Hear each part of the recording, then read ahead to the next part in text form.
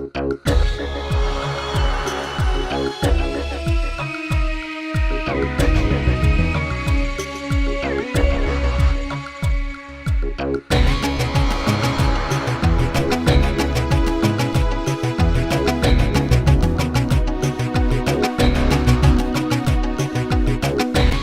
to the Midnight Gaming Council. I am your host, Chris Patters, and here with me this week is Patters and Vrbanac. How's it going, man? Not too bad. Yourself, mate? Yeah, good, man, good. So, we are here at the Midnight Gaming Council HQ. We have been summoned today to talk about fake video game journalism. In particular, fucking GameSpot and IGN and their reluctance to actually report on video game news. We'd rather talk about everything else sometimes rather than video games. Just video games. Yeah. It's not a hard ask, man. I just want my video game news and, topics, reviews, what have you, but nah. Instead we get bullshit articles about other stuff, and then when you got websites that do try to do video game news, they've got clickbait articles and fake news and rumours and just crap journalism standards and spelling mistakes and shit images and it's all garbage. There's a lot of it. Like, what's unfortunate is people websites like GameSpot and IGN are supposed to be sort of like the big official kind of go-to sort of websites for news and stuff, which they used to be like, I guess 10, 15 years ago, but not anymore. No. It's all garbage. Where do you get your video game news from, man? Just having to think about it. Like, when you want to find out about stuff about video games, where do you go? I don't know. I pretty much go to Google, type in what I want. Like a game or a console like a game or reviews or something like that, and then just go through a few websites. Do you ever click the news icon in Google? Because that's a good way to look at stuff too, I guess. But yeah, like a specific sort of search will work as well. Yeah. And then I guess, depending what comes up in the search engine, you click the headline and see what it's like. I find Facebook as well these days is Facebook a place to get a lot of news from. Whether it's their actual official Facebook pages for a particular game. Even that too, because you can like official pages and shit, and they've got like they'll release images or videos or news or just whatever.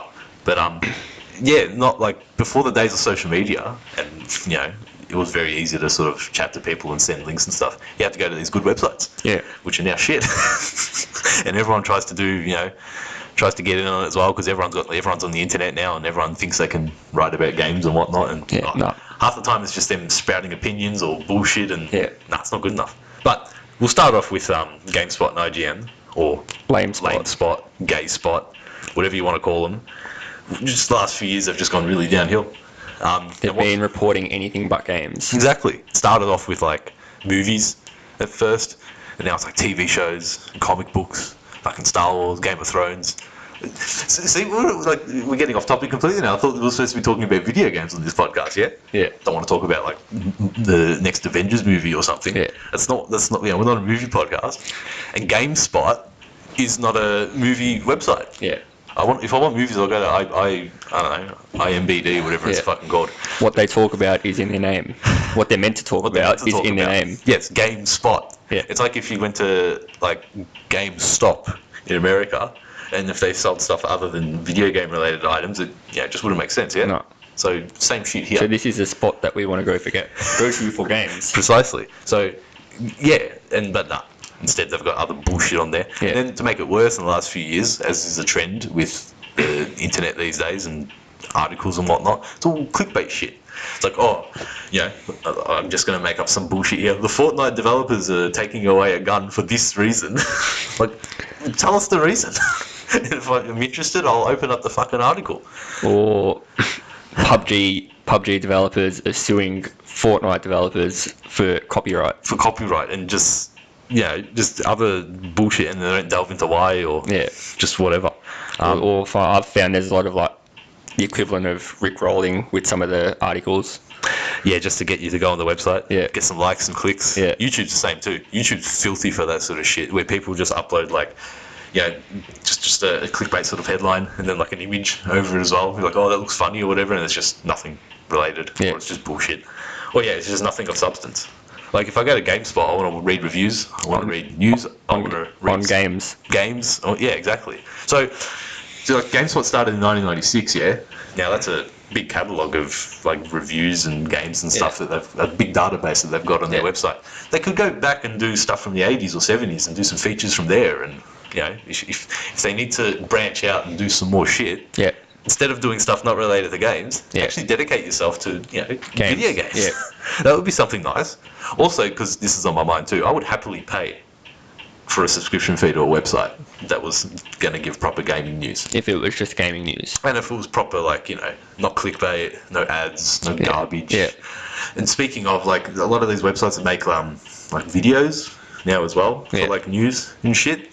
And half the time I just don't like the style. It's like, I don't want to sit there for a 5-minute video and listen to some chick fucking talk about whatever. And, Yeah.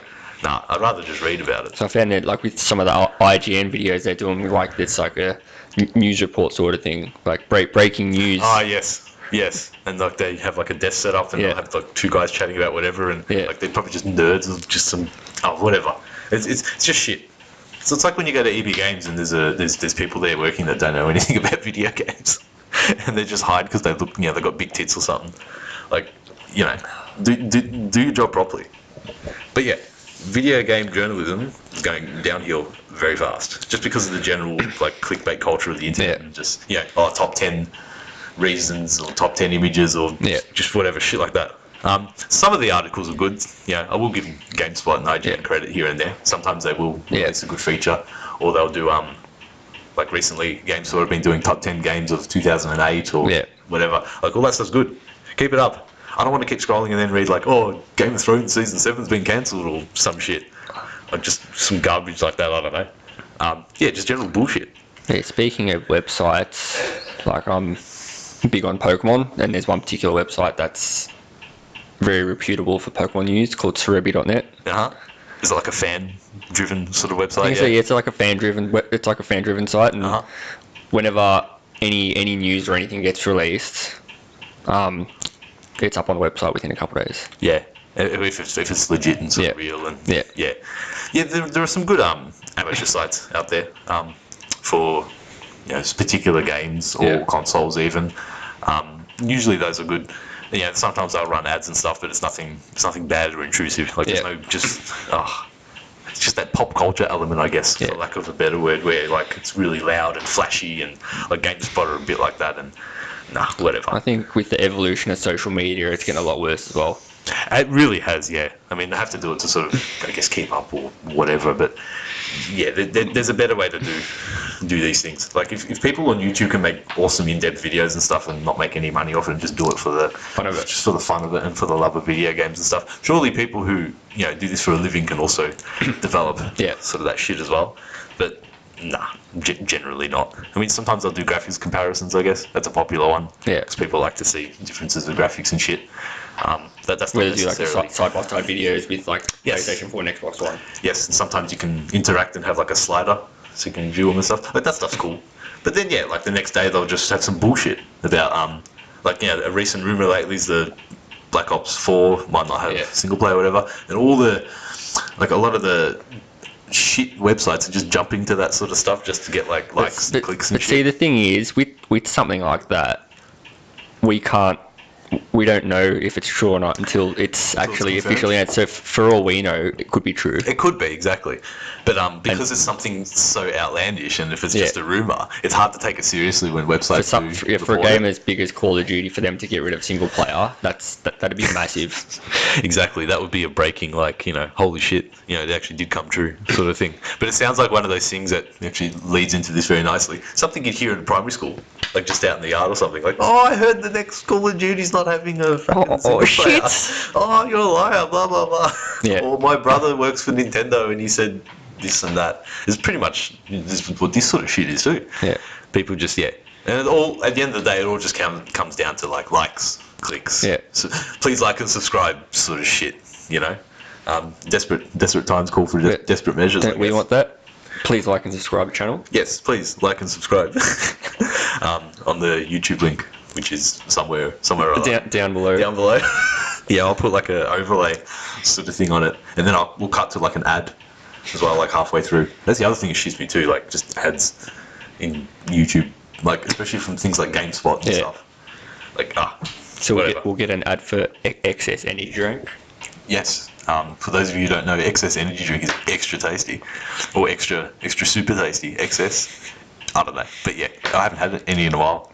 We've got to get some some more. for a few weeks, in a few weeks. Yes, and then we're going to have our stash again, Yeah. like building up free advertisement. See, we do that for the love of it, Yeah. because we love excess and video games, which is why we're here. I forgot what I was going to say now. There was something about just this. Oh yeah, so the subscription stuff. If you were to subscribe to a website for a year that did proper gaming journalism, what do you think is a reasonable price? Say about 20 or 30 bucks Yeah, a year. that's not too shabby. I guess I mean, I'd probably pay up if it's legitimate and it's really good news. I'd pay up to probably $50 a year. with like good like feature articles Yeah. and like the database of stuff to access and stuff. Yeah, we're on the right track there, I think. About $50 a year. I think I could get away with that as a good starting point, because I subscribe to a website for Formula 1 news, and that's about $100 a year. Yeah. Now, with something like video games, which is obviously a lot more popular and whatnot, there's a bit more of a user base there. Yeah. $50 a year to subscribe to ad-free website with a forum and stuff and proper video game journalism and news and no garbage. It's hard to sort of talk about this and give examples though, because I haven't really thought about it. I'd like to see it, but what do I actually like to see? Yeah. I mean, reviews of older games would be something. Yeah. And it doesn't have to be like a comparison to modern times either. Like, just write do a legit review. Legit review. And try not to keep it as limited as possible in terms of trying to compare it with today's Because I know that's a lot of those sorts of reviews will constantly be comparing those sorts of games to today's sort of stuff. Yeah, especially if it's like an old racing game and then compare it to a new racing game or something. Like, you just got to sort of take it for what it is. Yeah. Because like video games haven't been around for a long time. I think maybe the 50s and 60s was when they were first sort of starting, and even then they weren't available for like home use or anything. So probably I think the 1980s would have been when that's when it really got huge. When the Atari, like what, early 80s, late 70s, somewhere around late there. 70s, early 80s has been probably the art. We'll find out right now. Well, that's for home console use. Yeah. But I think Pong came out in like the 60s. The arcade machines and stuff. Yeah, even that was probably in the 70s. Yeah. So we claim to love video games here, but then we don't know our basic history. We're learning here, and so are you guys on the Midnight Gaming Council. When arcade machines came out. When was the first arcade game? Something like that. But yeah, why not do a feature article on that? In the course of the 1970s, following the release of Pong in 1972, electronic video games gradually replaced electronic mechanical arcade machines. Ah, yeah. So stuff like you'd go to Intensity and get the So physical stuff. 1970s when arcades first came out. All right. So yeah, from the 70s. It's not that long ago. It was what, 40 years ago? 50? Yeah. 40? 40. Yeah. So, if GameSpot had been around since 96, and that's 20 years ago, you can double your catalogue of games just like that by reviewing older shit. The problem is though, like, people don't really have access to these older games to play either, which is another The problem. Atari came out in 1975. Okay, so yeah, mid-70s. Yeah. I thought so. In the 80s was when it was huge with like Nintendo and other Atari stuff. Yeah. And That's just everything like that. When the Nintendo system came out, that was pretty big. Yeah, but yeah, seriously, like, you could. Yeah, now thinking about it though, like, if you're going to review and expose these older games, you've got to give people a chance to play them as well, because then you got to start encouraging emulation, and then it's a risky slope from there. So if they're reviewing like old arcade machines and all that sort of stuff, Yep. people are going to need access to old arcade machines. Well, they're going to want to play them, yeah. Yeah. Now there are a lot of arcade places out there that do sell Old sort of arcade machines. yeah. I have one myself. And it's got a few thousand titles on there, so that's fair enough. But I think even without people having access to these sort of things, it's still good to review and catalogue and sort of appreciate and sort of keep around. Appreciate how gaming has evolved over the years. Well, yeah, exactly. You can how do that it's if you have everything reviewed or have footage of games and things like that, instead of focusing your resources on other shit that's like relevant like for only like a few days. Yeah. It's like, who gives a shit if you do a list of 10 people you want to see in the next Marvel film or something. Like, that's not important. That's not cataloguing anything. That's not like, preserving video games or stuff like that. It's, it's like with music. Like when you review older music or you can, it's much easier to appreciate that sort of stuff, I guess, though. And same with movies too, because with video games they are very sort of based in their era that they Yeah. are, just because of what how a video game works. But that's a topic for another day in terms of video game preservation Yeah. and how the industry should sort of handle this sort of shit. Because I'd like to be able to go to JB Hi-Fi and then you go to A, and you can find fucking like almost whatever you want. Yeah. Because publishers should repackage older titles constantly and then just sell them for cheaper or like whatever. But yeah, I'm just dreaming there, I think. Back to this bullshit video game journalism. I'd pay $50, $60 for some proper news. Yeah. Absolutely. Maybe that's something we've got to delve into. Potentially, if we can offer a good enough product, and people will pay for it. I can make a website. Yeah, what are we going to serve it on, like an iPad or something? You're going to have 1,000 people rocking up on the website, and the first day it's going to crash, and no one's going to subscribe because this website's shit. See, that's the problem. You got to start. Well, we got to start small and then grow big. But yeah, I've got a domain I can host it on. Keep dreaming, mate. Vrbanac.net.au. We're going to need more staff members too, because it can't just be us. No. It's not happening. And then also we've got to contact Sony and Microsoft. Hey, give us free games, we'll review them and shit. They're probably sick of people like us trying to get into the video games. Get free games just for the sake of reviews. Just a review, just for them to play and sort of give an opinion on it. Just say, oh, I got it first. Some shit like that. Which is probably kind of what a lot of these dodgy amateur websites are like too. Just to get free games. Or another thing, fucking streamers on YouTube and stuff. It's like, I want this game first so I can stream it and get 1 million subscribers and then get money. Yeah, exactly. It's like, well, okay, that's cool, but are you doing this for the love of video games, or do you just want to get famous? Yeah, YouTube famous. YouTube famous, exactly. You want to be the next PewDiePie or something, who doesn't even review video games anymore. But he's alright. Shout out to PewDiePie. He doesn't need a shout out though. No. He's got how many subscribers? 30 million or something? It's ridiculous how many he's got. What we've probably got 26 subscribers. He's got that in the millions. So we have a long way to go before we can rival people like PewDiePie and their awesomeness. And the magic number is... How many subscribers? How many subscribers does PewDiePie have? 50 million. 50 million. God damn. So if he was to review a video game, 50 million people would watch it. That's some decent exposure there. Yeah. See, unlike us, maybe one person will read it. Of the 26. Of the 20. Exactly right. But no, I don't care if we get 10 people reading an article, 100 reading, or none. As long as we do it properly and for the right reasons, that's what it should be about. Which is why we're not getting paid for this. Yeah. I think in our situation as well, if we were to do something like that, you'd have word of mouth, so we'd share it, and then friends of friends would see it, and then that's how you start pretty much. And then there'd be a friend of a friend that'd be like, this mate did an article, check it out, pretty awesome. And then 2-3 years later, finally you start to get the ball rolling. Yeah. Because then what's nice then too is you do have a catalogue of stuff you've done previously, which is. I keep going back to this, which is something GameSpot have. They don't want to utilise. Yeah. They've been around since 1996, and they have all this shit on their website. Yeah. But no, they don't want to sort of preserve. Have you checked out what's on GameSpot today? No, but I bet it's not going to be. It's not going to be good. So in the top part where there's those massive tiles, how many are video game related? So we've got insane final Deadpool 2 trailer. Yeah, see already. Not video game related. The first video is we send Doom's graphics to hell and back, potato mode. GameSpot in their potato mode. God of War PS4 guide. Mm-hmm. Okay, so two gaming and one non. 4 gaming and 2 non-gaming. All right. So their ratio is a bit better today than it was yesterday. Yeah. But I bet if you scroll down, you'll see some more bullshit. PC gaming, Avengers Infinity War, is Far Cry 2 better than Far Cry 5, first 9 minutes of God of War, Deadpool 2 final trailer, God of War, Warhammer, Fortnite, God of War, Xbox One. That's pretty... Shit. Maybe they've been listening to us. Or they anticipated that we'll be bagging them out. Yeah. And they've put their non-video game news to a minimum. Yeah. See, something like is the Far Cry 4 better than Far Cry 2? Far Cry 2 better than Far Cry 5. Sorry, yeah, Far Cry 5. Yeah, that's fine. Doing comparisons of games and within it, this and that, that's all good.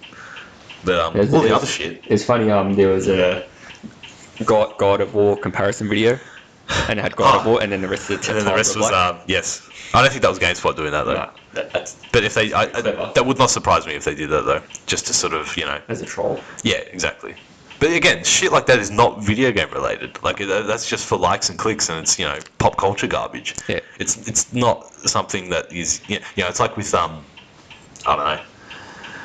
Yeah, there is a line to be drawn here, I think. But no, good on GameSpot for actually having some video game news on there. Yeah. And you can see our dodgy setup here is just wonderful at the Midnight Gaming Council HQ. And we're back on the Midnight Gaming Council, talking about lame spot, clickbait, and other garbage. So, anything else recently you've heard that's just bullshit video game news? Apart from the Call of Duty 4, Black Ops 4 crap? I'm curious. Oh, actually, yeah, the PlayStation 5 fucking rumours. That was one. Apparently it's real. Apparently. Look, I wouldn't be surprised if there's a dev kit around, but, you know, it's just people jumping on the fucking the bandwagon. I reckon there'd be people that would have dev kits, but they'd probably be under embargo by Sony to say that you're not allowed to. Oh, yeah. And even the people within that organisation that have the dev kit, maybe only a handful of them will actually know about it. Yeah. So, you know, but then turning that into a massive rumour spiel of, you know, oh, the PS5's real and it's coming out this year and stuff, like, whatever. Yeah. Focus on the here and now in this current gen with PS4 and what's coming out.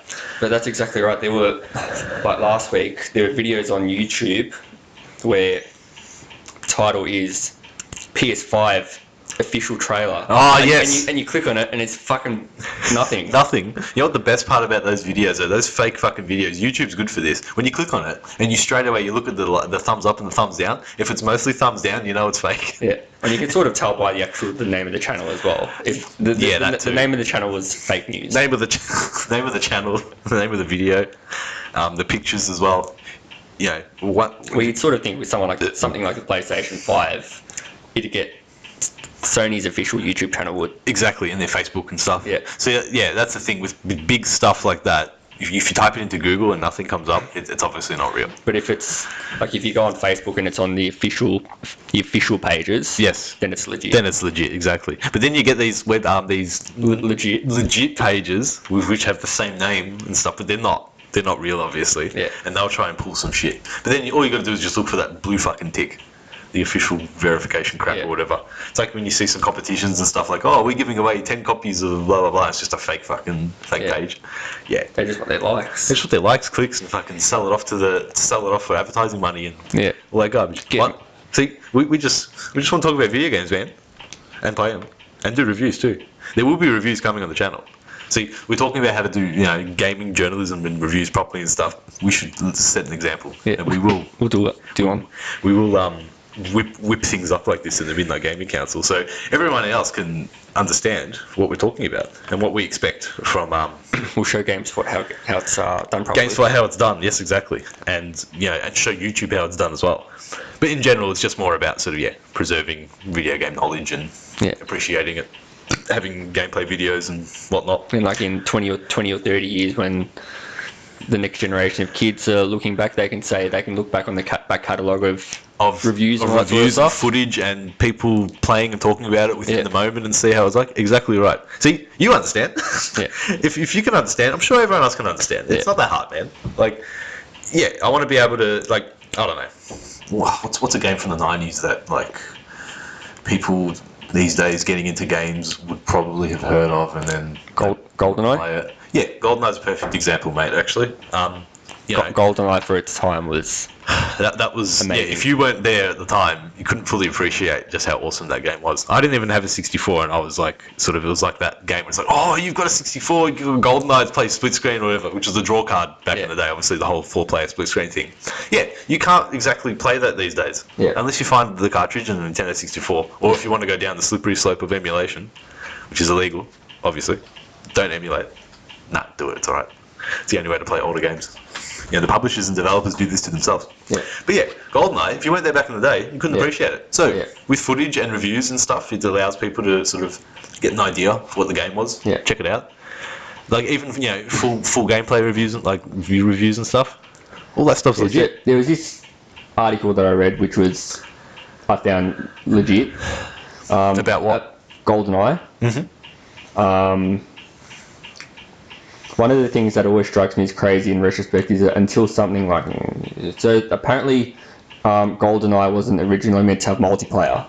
That apparently there wasn't a multiplayer mode at all. It hadn't even been started. It was put in at the last minute, like sneakily. Yeah? Prior to production of the actual...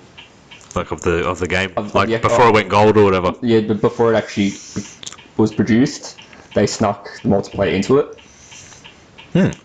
Who did? Like some of the devs or? Some of the devs. Okay, yeah. But so then, within the studio there was people wanting the multiplayer aspect.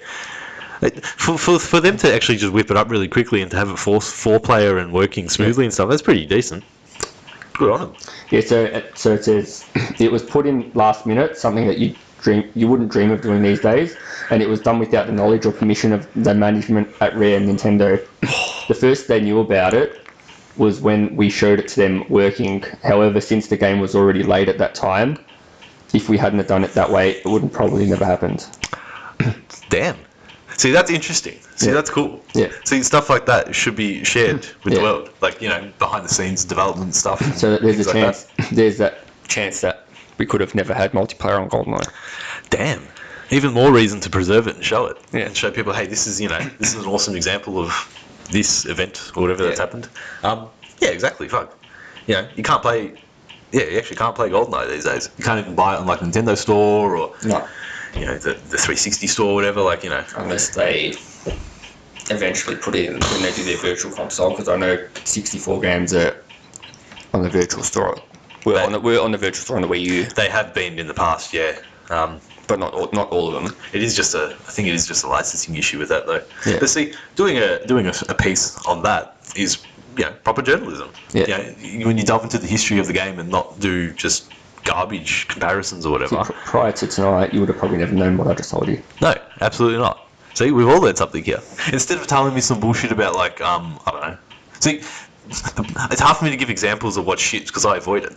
I don't sit there on YouTube looking up fucking garbage top 10s or reading crap articles or whatever. I just fuck off. Fuck off and play video games. Play GoldenEye. Now I want to play GoldenEye. That'd be a good session actually. And there's a nice big TV there in the Midnight Gaming Council HQ. Just bring over my 64 and I'll just need some controllers though. Do you have any 64 controllers? See, I've only got 2. I'll have to borrow some from some mates. Alright, well, anything else to finish this up? I think we've said everything that we could about this. Lame spot. Just, make gaming journalism great again. And IGN as well. All that sort of shit. Nah.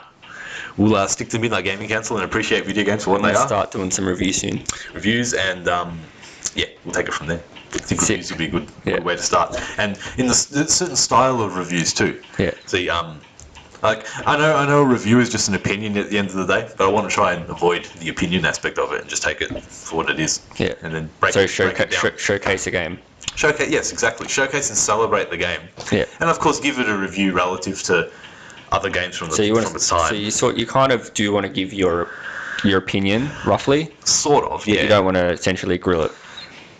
Not unless it's deserving of it. Yeah. See, like a video game from PS1 era that might have been shit in the PS1 era will get generally a lower score these days, but it won't get the whole the graphics are shit and this and that. Because for its time. For its time, it was probably all right. Yeah. Relative, you can review it relative to other games from the period. That's probably the extent of it you can do. But simplified review system too. Just no score out of 10. Just give it some stars. 1, 2, 3, 4, or 5 star. Yeah, that's all you need to know from a video game. If it's 1 star, it's obviously terrible and it probably doesn't even run. Yeah. If it's 5 stars, it's a fucking awesome game. Yeah. Yeah. 4 stars, it's good as well. Yeah. And something with 3 stars, I guess, something holding it back might be like some technical aspects, or the controls aren't that good, or or maybe there's no campaign if it was supposed to have a campaign, or just something like that, Yeah. But good things to come here at the Midnight Gaming Council. Proper video game appreciation, and you said it before. what'd you say? It was a perfect word for it. Showcase. Yes. Showcasing and letting the video games just be what they are. Yeah. All right, we'll wrap things up there. Sweet. Thank you for being summoned to the Midnight Gaming Council, Vrbanac. That's right. And we'll see you guys next time. See you next week.